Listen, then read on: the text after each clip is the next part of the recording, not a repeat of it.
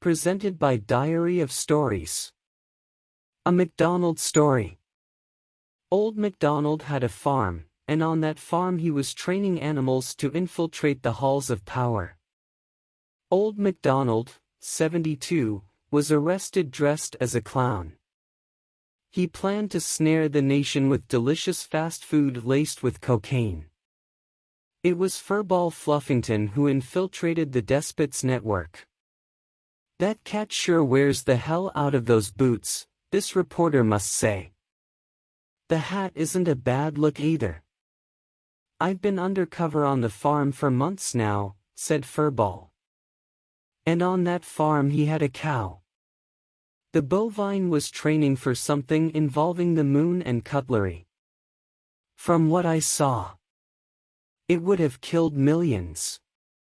Vowing that his undercover days are behind him, Fluffington agreed to share his story on the condition of payment in catnip. "I was undercover in a smuggling network before it was legalized. I've been addicted ever since." The black and white feline broke down in tears as he was paid for the story. Problems with addiction have kept him from family, who grew tired of him stealing to feed his habit.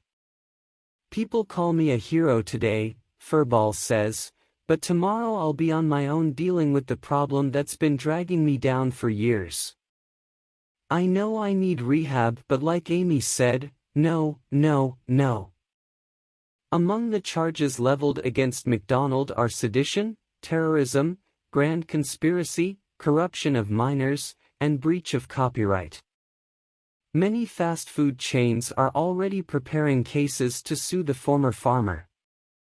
Animals from the facility where old MacDonald brainwashed them are in protective custody. Authorities say they will be on watch lists as they undergo deprogramming and court-mandated therapy. Some have been part of the conspiracy for years, spreading MacDonald's message through catchy children's music.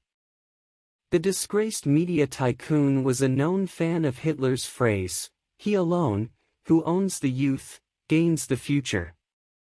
Despite warnings being spread among mothers everywhere, videos containing MacDonald's messages are still available on many social media and streaming sites. Efforts to remove them have been stymied in the short term by free speech advocates and far-right groups. An associate of MacDonald, known only as Mary, left the compound in handcuffs. Lambs wailed, led away from their abusive master. The smallest broke hearts, struggling free to sit on Mary's lap in the back of a police van before it was taken away. Ewan Ramstein, 29, and his wife Wilhelmina, 31, claim the child in the now viral news clip is theirs. Snow White Ramstein met Mary, who gave a talk at her preschool years before. "Everything changed when she met Mary. Our Snow White was charmed by the girl. Mary seemed very agreeable at first. That was just a facade, beneath she was quite a contrarian. Anything good in the world was a conspiracy. Our little lamb chopped off communication with us. That last time we saw her was on the news, getting escorted onto a bus 2x2 with the other animals.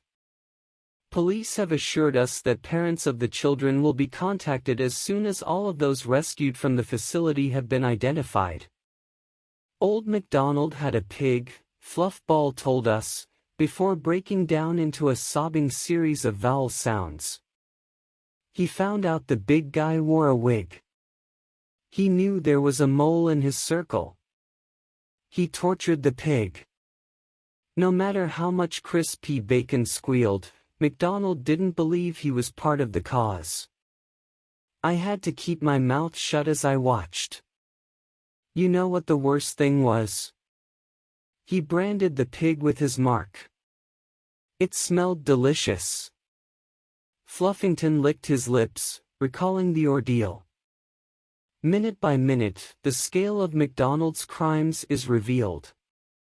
5 little ducks went out each day. One by one, the farmer lured them all away. Fluffington believes some of them may be buried in a field of graves marked only by leek plants. He had a thing for cruel and unusual punishment. He made 5 little monkeys jump on a bed until one fell off and one bumped his head really bad. Papa M, that's what he liked us all to call him, called a doctor. I tried to alert the doctor to what was happening, but he just said we shouldn't be jumping on the bed. Social media is already abuzz that old MacDonald should have been arrested earlier.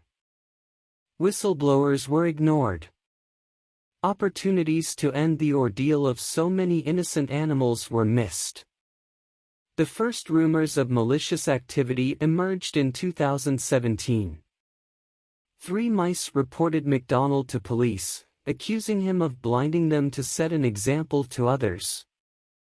One lost all of his hair during the expulsion of sin. Another was beaten around the head, causing swelling that never healed. The third mouse, Larry, 25, has given a statement. He was a monster. It was the same thing, every night. Trying to take over the world. He thought he was a genius. He was insane. MacDonald settled out of court with the mice, using a non-disclosure agreement to keep them from telling their story. I know people will judge me now, but I needed the money, said Larry. He'd already ruined my life. At least I got some cash to keep me going. I'm sorry to everyone I might have helped. Non-disclosure agreements shouldn't exist. They just help people like him hide their crimes. Clearly haunted by his time on the farm, Larry said, I can still hear his voice yelling, "See how they run." He would laugh. He was singing one of his songs about a teapot when he burnt my friend. I'm a little teapot, short and stout. His hair never grew back. MacDonald called him Pinky. Sedition carries a sentence of up to 20 years and a fine of up to $10,000.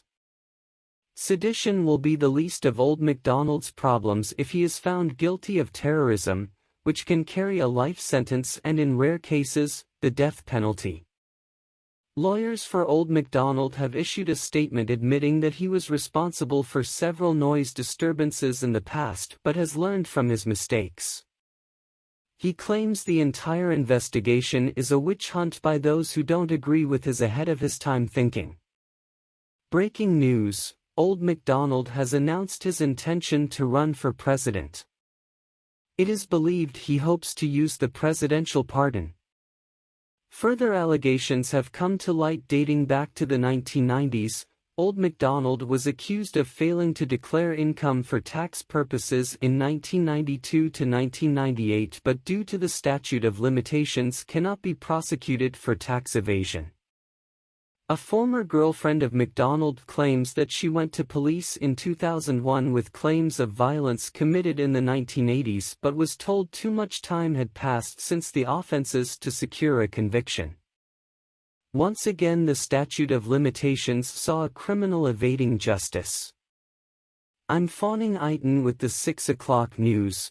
Click on the link below to watch Bear Lee. See you with the weather.